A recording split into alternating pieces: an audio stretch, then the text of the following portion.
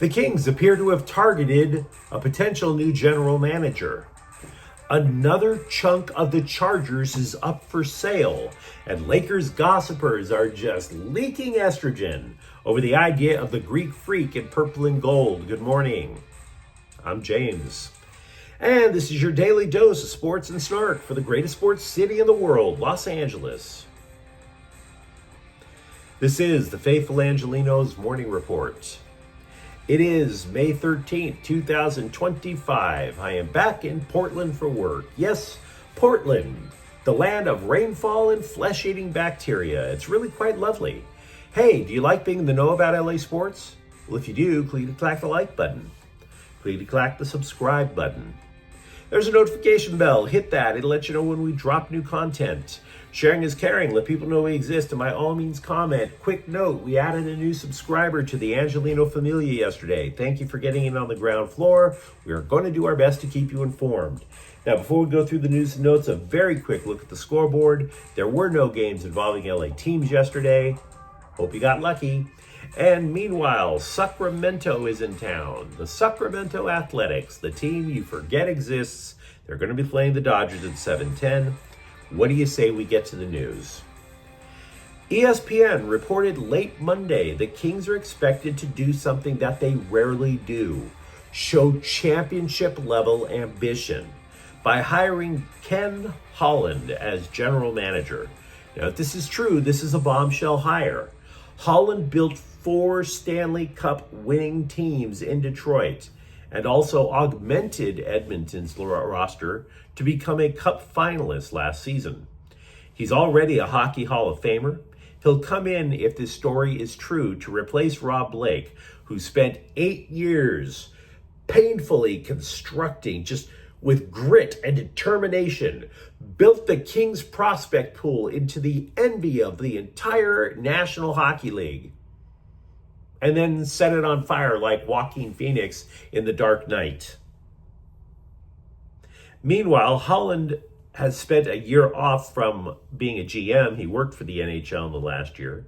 He was also considered a front runner for the Islanders job. So if this move does come to pass, you have to think that he looks at the Kings. Even though the Kings have not advanced out of the first round of the Stanley Cup playoffs since 2014, you have to think he's looking at this roster going, you know what? I can build something with this. A lot more dominant than over in New York. Now, the move is somewhat startling in that the Kings have typically been cobbled together by former players. Former players getting hired as general manager. Dave Taylor, Rogie Vachon, Nick Beverly, and of course Blake. As for the current hunt, at least one former Kings player, Nelson Emerson, who is an assistant GM, other Kings lower front office execs were considered in the running. Holland is not, though, a complete unknown to Kings ownership. Team president Luc Robitaille played for Detroit when Holland was Red Wings GM. Here's another reason, though, why you should get excited if you are a Kings fan. Detroit was the model franchise of the NHL under Holland's leadership. They qualified for the playoffs for 25 consecutive years. And you don't make this move if you're Holland, with the idea that I'm going to rebuild everything from the ground up. The dude is 69. How many more years does he have left, right? The Kings will also have $23 million in cap space, and they're coming off a season when they tied a franchise record with 105 points. So you wouldn't be out of your mind saying, wait a minute, this guy thinks the Kings are super close. Maybe he's the guy who can find the last player or two. But not every question, by the way, is an exciting or optimistic one. Once again, the guy's 69. How many years does he have left? And for that matter, what do you do with Coach Jim Hiller? Hiller has a little connection with Holland. He was an assistant coach in the Red Wings minor league system. But you have to wonder with this move, if the Kings are maybe 1 or 2 players away. If you are Holland and you are putting off Social Security checks for one last chase at a Stanley Cup, If you also maybe want to show Edmonton that they made a mistake by letting you go, do you really want to roll the dice on Hiller? Who, yes, did get 105 points in the regular season, but he's been an NHL head coach for just one full season. Or do you tell Rob Blake, hey, I'm the guy with the 4 cups. I created a dynasty, and I want my guy to coach. Let me know what you think, of course, in the comments thread. Meanwhile, current Kings assistant coach DJ Smith is apparently in the running for a head coach gig in the NHL. The guy who wrote the report, Dennis Bernstein, did not say which teams are talking to Smith. We do know that Pittsburgh, Seattle, Vancouver, they're all currently without a head coach. So, plenty of Kings news to discuss. Bloomberg is reporting the Chargers are talking with private equity firm Arctos about selling a stake in the team. And I'm starting to wonder if the Bolts really need an influx of cash. Because we don't know how much of a piece Arctos wants. NFL rules were changed a couple of years ago to allow private equity firms to own as much as 10% of other teams in the NFL. Other firms own 10% of Buffalo and Miami. And Arctos, by the way, they own stakes in more than 20 sports teams overall. They even own a piece of the Dodgers, I might add. So it's very strange, this move. Because the NFL used to be the ultimate good old boys club. If you owned an NFL team, you never sold, ever. But the rules have been relaxed in 2023. An outside firm can own as much as 10%, provided that firm has been approved by the league first. And 4 such equity firms have been approved. Now, the Bolts might, meanwhile, have spoken with all 4, which suggests to me that the Chargers really need a dopamine hit that cold, hard cash provides. Why?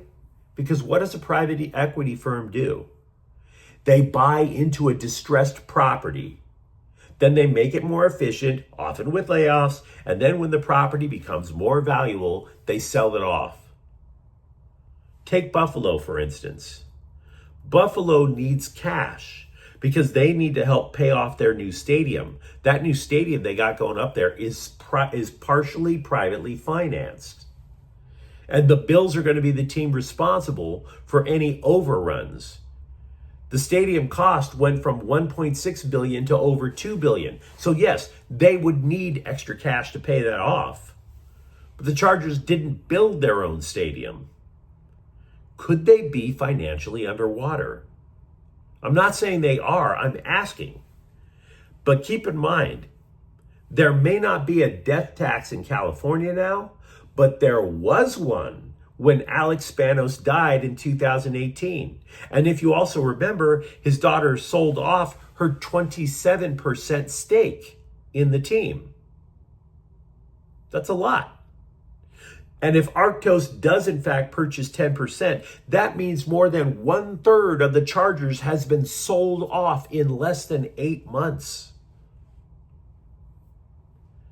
Are the Chargers financially solvent? It's a fair question.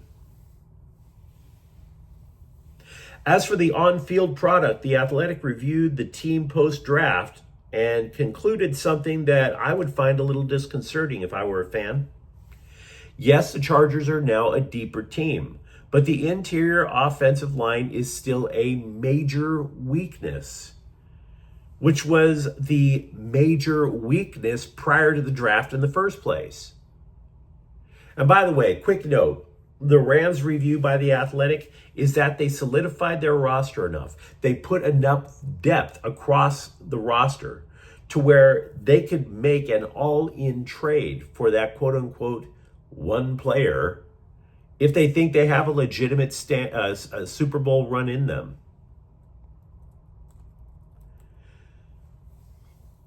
I was in the Oakland airport yesterday, waiting for a connector flight when ESPN breathlessly announced Giannis Antetokounmpo was open-minded about leaving Milwaukee so he could play elsewhere. And as you might imagine, that led all the Laker bloggers and scribes, all of them panting, all of them drooling as if they were invited to a three-way. The Lakers are going big game hunting for the Greek Freak. And it's time for me to put some cold water on that. Look, I do realize that Captain Emo, Bill Plaschke of the LA Times, said that it's time for the Lakers to trade Austin Reeves. But you should never take Bill Plaschke seriously. There's no way in hell that the Bucks are going to take Austin Reeves back as the centerpiece of a trade for Giannis Antetokounmpo. It's not happening. Same for Reeves plus Rui Hachimura. If the Bucks do in fact trade the Freak, they go into immediate rebuild mode. That means draft picks, guys. It doesn't mean cap space from expiring contracts. Why does cap space matter to Milwaukee? They're not going to sign major free agents. Look, a major free agent, well, what is your sales pitch if you're in Milwaukee? Hey, why don't you play for the Bucks? That way you could live in one of the country's most segregated cities. Huh? You would never take that deal. So the Bucks need draft picks. Now, the Lakers only have a second rounder in this year's draft. They do have as many as 5 picks that are eligible to be used in a trade, but only one of them are first rounders, either in 2031 or 2032. So I wouldn't get too hype about a Greek Freak trade. Now, it is possible that he could behave like a jerk in order to force a trade.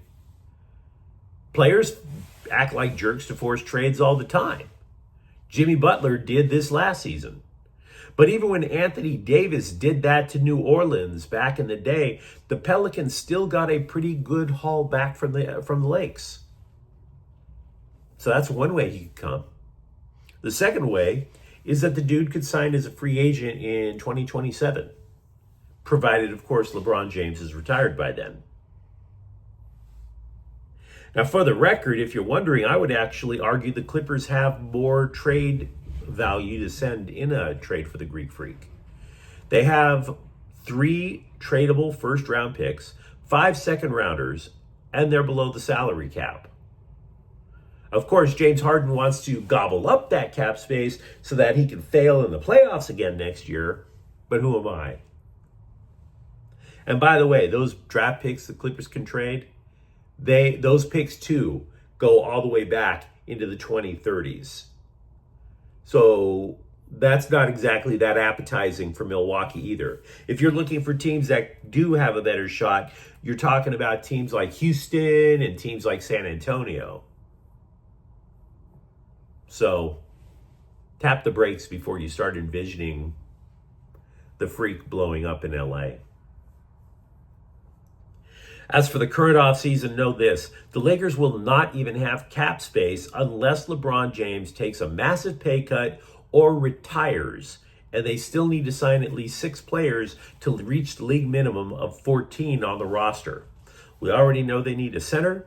We already know they need athletic depth.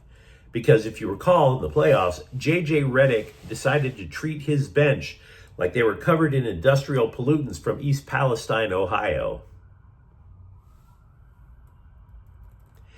And USC football has landed yet another commitment for the class of 2026. Linebacker Taylor Johnson from San Bernardino. And I can say San Bernardino because I grew up in San Bernardino. He generated 174 tackles last year. 174 for Cajon High School. Not Cajun, by the way, guys. Cajon. You would know that if you lived in the IE. The Trojans recruiting class for 2026 has 28 commitments, including 3 that you could easily envision playing linebacker, which means you're in Heritage Hall. Get out of the way because Rob Ryan is doing about 5,000 cartwheels. Finally, the guy has players to coach. It's going to be a little less lonely in the linebacker room. With the Dodgers, they call this a trade, but it's really more of a purchase. Outfielder Stuart Baroa was acquired from Toronto in exchange for cash. That's not a trade. Unless, of course, you're talking about the slave trade, but who am I? Baroa, 25, has played in 28 major league games. He doesn't even hit 200. Now, even if you're looking at the Dodgers roster and the horrific numbers from Kike Hernandez and Chris Taylor, if you see this trade as a needle mover, you need to ask for a lighter strain at your local dispensary.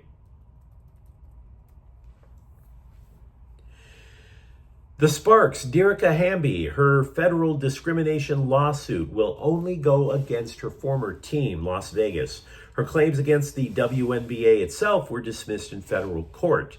The suit claimed that the Aces were, quote, unlawfully motivated to trade her to the Sparks in 2023 because she was pregnant. The suit also claimed that the league was part of a retaliation effort against her because she went to the social medias to complain about how the Aces were treating her. So, federal court, they love them some lawsuits. They don't see much of a case against the WNBA. But you let me know what you think in the comments thread. If you're a Kings fan and this story is true, how excited are you about the immediate future? And for that matter, are you a little distressed about what the hell's going on with the Chargers financials? And if you enjoyed the content, don't forget to subscribe to Faithful Angelenos. We're talking LA sports every single day here. Thank you for watching. I'm James, and we'll be back tomorrow. Faithful Angelenos is a Kian Cortell Queso production. Take care.